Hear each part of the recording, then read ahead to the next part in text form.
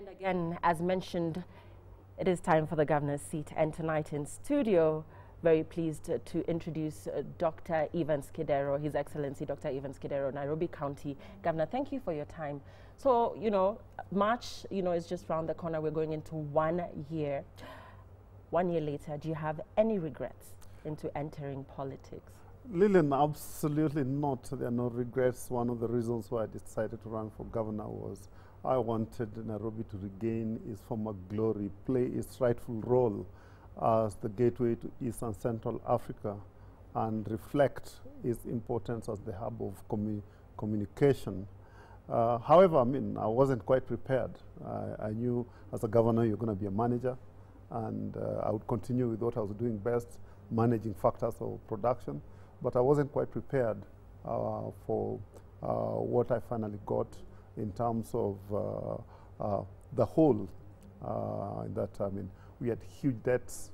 I know that Nairobi had suffered for a very, very long time from neglect and lack of proper service. Mm-hmm. But what I found in terms of debt, in terms of workers who really don't care, and where the residents of Nairobi really meant the least. Mm-hmm. But I guess, So those are some of the lows, of your experience so far, and possibly you're cleaning up. So what have been your highs? What would you say have been your highs so far? Some of the highs, like I was born in Pumwani Hospital, so health is quite close. And in terms of priorities, security comes first, health more or less second. When I came in, child mortality at birth at Pumwani was 4.7%, which is twice the national average. We've brought it now down in 10 months to less than 1%.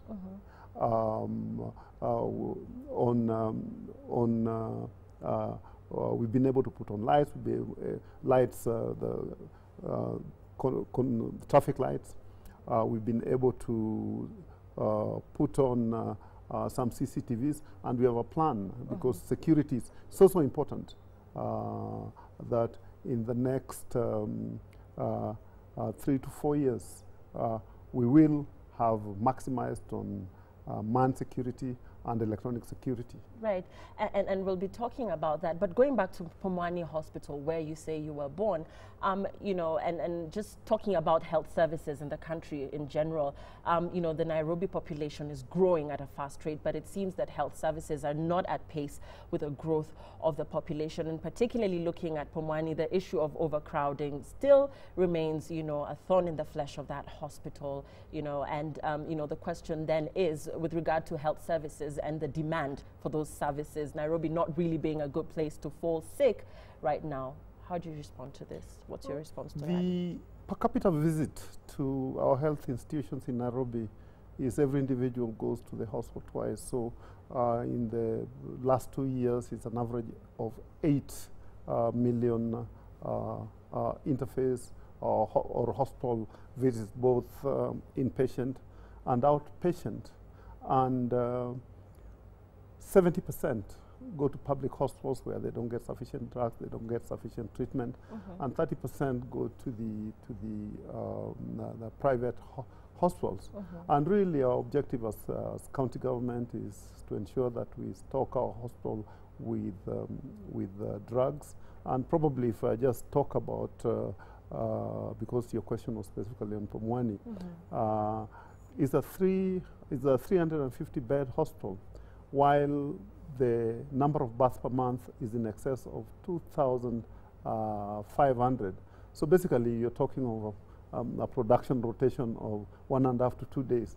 Mothers have to get out also. So one was to improve Pumwani, but two is we must open up other maternities. Like yesterday, I was at Mbagathi. There is a 200-bed hospital which was prepared, which has been built, but it does not have facility. And I just made it a point, we planned, and in the next 2 months, we'll open it up. After that, we are going to open Mutuini, which will be, we will build Mutuini, and that will take pressure off from Pumwani. Right. And, going back to what I asked you initially about, any regrets, and you you know, talking about inheriting, you know, a bit of a challenge in terms of your workforce and what have you. The City Council has historically been a den of corruption, you know, for a long time. This has been the story. Have you been able to deal with this? No, it's something that we're dealing with, and I mean, this is something that has gone over for over the years, where workers work for themselves and they don't want to provide a service, and they did what they needed to do to enrich themselves. So we've rained on, and over the last 10 months that I've been there, I think we've terminated close to 500 people. And it's just not corruption in terms of stealing. We have corruption in terms of workers who do not exist yet take salaries. We have 5 names, similar names, drawing different salaries, and we were able to get rid of about 120 people whom we discovered did not exist. But there are also people who are supposedly in the payroll but never come to work at all. And I remember one guy who was a shop on River Road just came to me one day and said, "Governor, I'm tired of being called a ghost worker. I was never employed to work. I was employed to earn a salary." And interestingly, I mean, of the about 11,000 workers that we have, what we really need, that is before we put in the 5,000 from the devolved function from central government, the people we really need is under 6,000. And of the 5,000 we are getting, we need about 2,000. So a total of the total 14,000 workers that we have, ultimately, once we rationalize, we will remain with probably maximum 7 to 7.5 thousand. Of course. So in year one, you can confidently say that you've been a ghost buster and you've managed to clean that mess up. We haven't cleaned it up, because you remember when I was trying to clean it up, we were told, I mean, the Senate called me and told me that the workers are not mine, they are on loan from me, on loan to me from the government. So we are working with the Ministry of Devolution, because it will require quite a lot of money to rationalize and get people off, and we will try and work together. But certainly, we are not going to keep the non-productive workforce, people who are not giving service to Nairobians. We'll only keep people of the competencies and the wherewithal to provide service to Nairobians. And the outcry over the increase in parking fees. Kenyans are asking, how do you justify going up from 140 to 300 shillings and what have you? And you know, people now having to leave their cars at home and you know, walk long distances. And this is actually, you know, for real, because this seems to just have come out of nowhere, and therefore people are asking, how do you justify this? I think, I mean, what Nairobians are asking is about value. In the first place, when we published the finance bill, people are called for participation, the citizen participation. And unfortunately, when you invite people for participation so they give their views, they quite don't respond until it is passed and it hits them. But the one thing for sure is Nairobians are tired of their mirrors being taken out, insecure, the boots being broken into, the valuables which they have in the car being taken. So one of the things we're going to do is we're going to make sure that we have more people, so as vehicles are secure. The second thing is Nairobians would like to know, will there be value? Will the money that they're paying go to the county government so that it is used? Yes, we know in certain cases the manual collection of funds have got its shortcomings. So what we're doing, we are in the final stages of electronic payment system, so that it will either be through credit card, through debit card, or through M-Pesa, so that we reduce the interface between our people handling money. So the money will go directly to the county government. And going back to the collection of the revenue, you know, that takes me back to corruption, because the number of times that you meet, you know, a gentleman or a lady in a yellow jacket who tells you that if you don't want to pay, like currently now 140 shillings, that, you know, give me, you know, 50 shillings and I'll take care of your car for you. I mean, that will continue until an automated system is put into place. Yeah, that's what we are doing. As I said, Lillian, we're in the final stage of the automated money collection system. But what we've employed now is we have inspectors who go around checking without the people collecting money knowing. And in the last week, we've arrested about 4 or 5 people who are taking money without giving receipts. Another case, last week we took 2 people to court who were found with fake receipts, parking receipts of the 300 shilling, and those people are in court already. Right. So we are still doing what we can, but ultimately we must go electronic to reduce interface between people handling cash, because there's always a temptation. And parking fees are your highest revenue earner right now? Is no, that not at all. Okay, rates. Because that is rates. Okay, and we'll be taking some tweets shortly, but before that, let me just talk about a question that's coming. Traffic in Nairobi is worsening every day, and yet there is now talk from your office that you're eliminating the traffic police. Who is replacing them? We register an average of 5,000 vehicles in Nairobi every month. So in a year, the volume goes up, and there is a lot of transit traffic. So what we are doing is that traffic that doesn't need to come into town will be diverted on the northern bypass, eastern bypass. In another 3 to 4 months, the southern bypass will be ready. So all the trailers and the vehicles will be diverted on that route. And the study on the double-decker on Uhuru Highway is more or less complete, and that will ensure that traffic that doesn't need to get into town goes on the upper lane. And this the study, the design was funded by World Bank, and it will come from nearly Bellevue up on the higher level, dropping off after ABC. But in the meantime, we have the new automated electronic traffic control system, which we should have put on in December. But what happened is that, you know, the university students broke the university way, and there's a contractor who cut off the cables at Nyayo Stadium. I mean, I just ordered, because they were not covered by insurance, that we pay and claim the cost of repair from the university and that contractor, and that will take out quite a bit of the traffic. Yes, we are going to get the police to go and do the job they're best to do, and we will replace them with what you call traffic marshals. And traffic marshals is a new phenomenon. That's what works in a lot of the countries today. Right, and let's just take a look at some of the tweets that are coming in from our viewers, and let's take that now.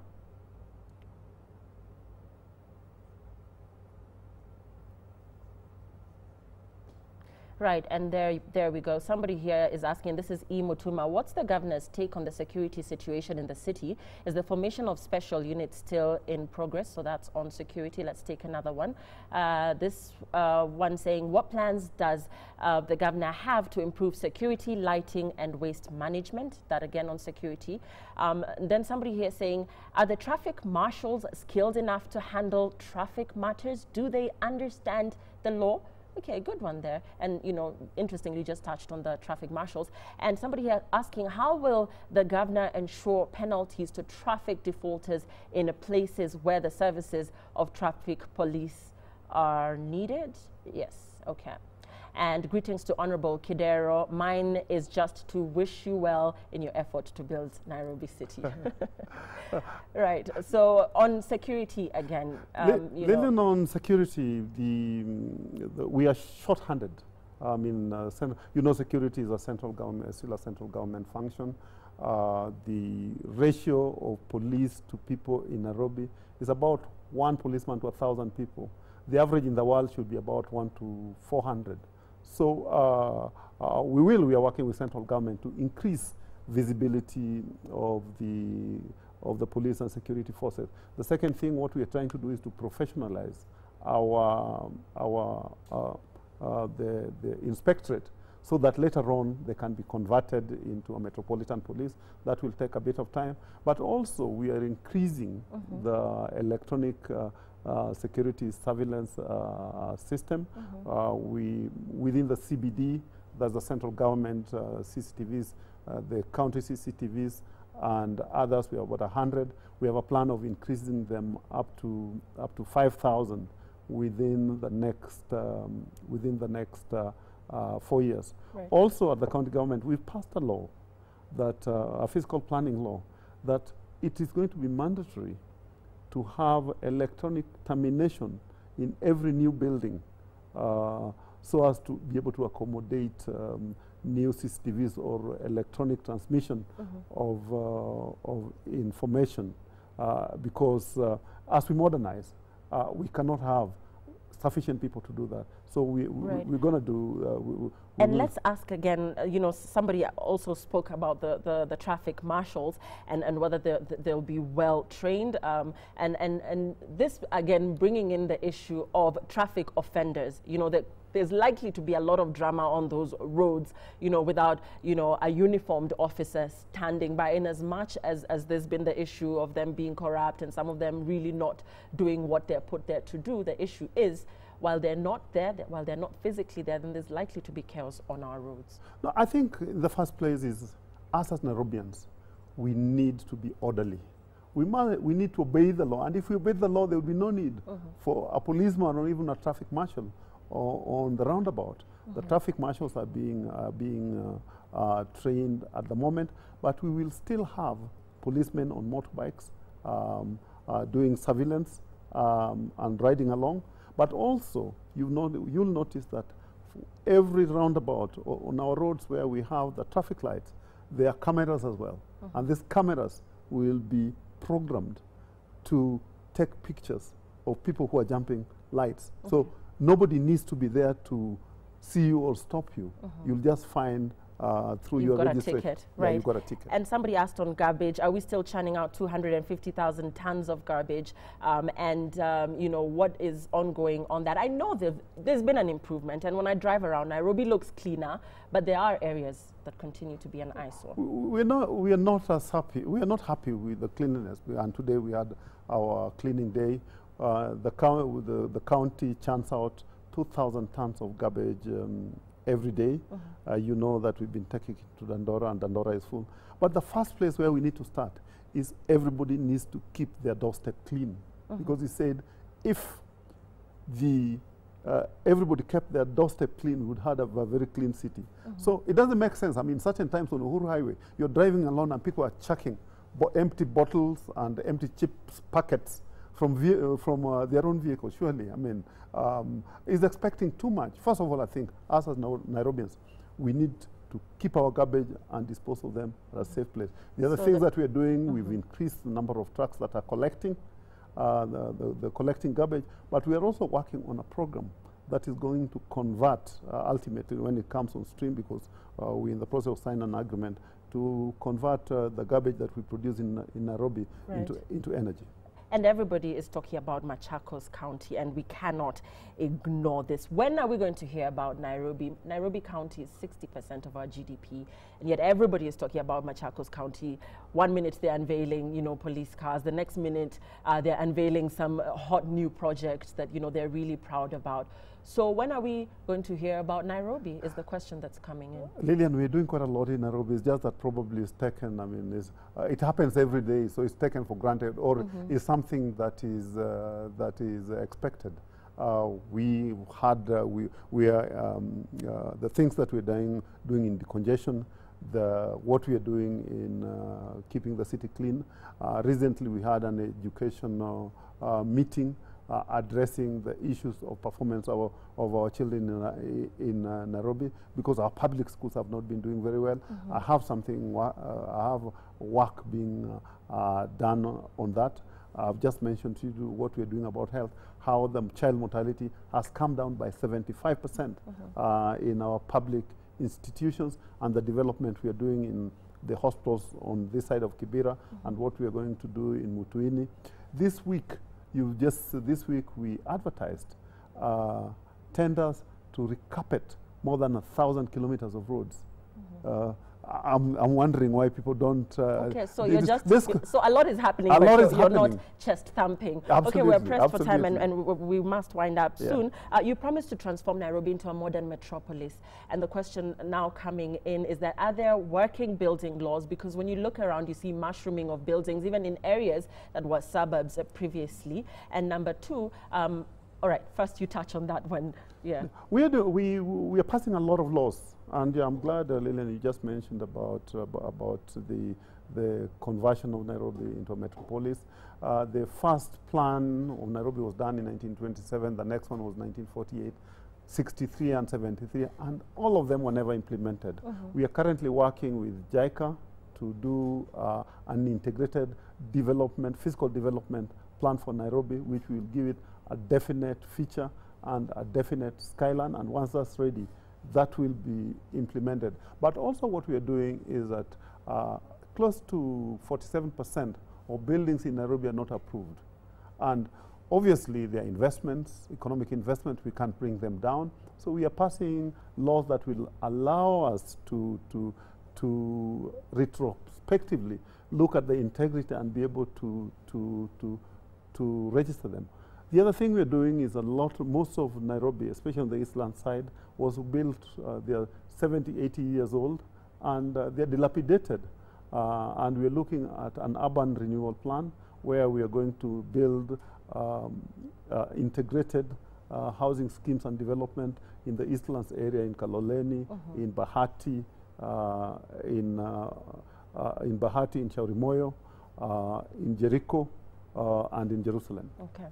And, you know, as we wind up, you seem relieved over, you know, the Rachel Shebesh issue. Has this been resolved?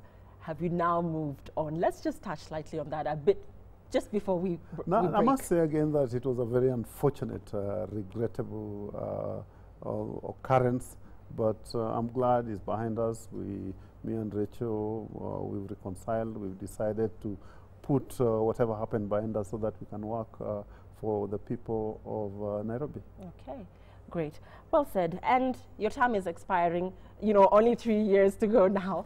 What do you want to be remembered for, just as we wind up, because I think I've been told to wind up about, you know, a couple of times now. Converting Nairobi into a modern metropolis and improving the happiness index of Nairobians. Okay, great. And one more question, please allow me. You have come across as unique in the sense that you turn up for a lot of social events and public events with your wife in tow. You know, this is not something that we occasionally see with a lot of politicians around. You know, just share a bit about that and the fact that a lot of other politicians' wives seem to take a back seat, you know, as their husbands go about, you know, social events and what have you. Both me and Susan lead very busy lives. Susan is an executive of Coca-Cola, and I work for the county government.